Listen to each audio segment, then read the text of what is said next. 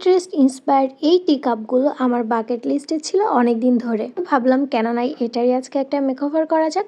তো তার জন্য আমি ফার্স্টেই নিয়েছি এখানে মোল্ডেড ক্লে। এখানে ক্লে আর হার্ডেনারটাকে আমি খুব সুন্দরভাবে মিক্স করে নিয়েছি। আর আজকে যেহেতু আমি 2টা মগ ডেকোরেশন করব, সে কারণে আমি এখানে বেশ কয়েকটা বো বানিয়ে নিয়েছি।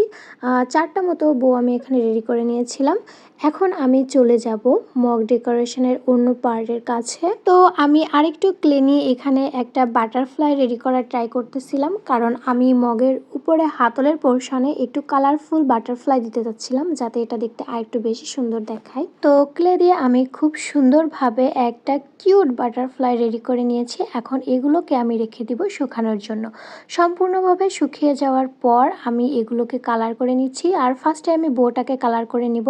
আর এখানে কালার হিসেবে আমি ব্যবহার করেছি ফেব্রিক অ্যাক্রিলিক কালার। বউগুলোকে কালার করার পর আমি এখন বাটারফ্লাইয়ের কাছে চলে যাব। আর বাটারফ্লাই আমি যে কালারটা অ্যাপ্লাই করছি সেটা আমি হোমমেড ভাবে রেডি করে নিয়েছি। বাড়িতে কয়েকটা কালার একসঙ্গে মিক্স করে আমি এই কালারটা রেডি করে নিয়েছিলাম। মগটাকে ডেকোরেট করার জন্য সবগুলো পিস রেডি। এখন আমি বোথ সাইড টেপের সাহায্যে এই বো এবং বাটারফ্লাইগুলোকে এদের পজিশন অনুযায়ী খুব সুন্দরভাবে মগটার সঙ্গে সেট করে নিয়েছি। And this is the final look. আপনাদের কাছে কেমন লেগেছে সেটা অবশ্যই কমেন্টে জানাবেন।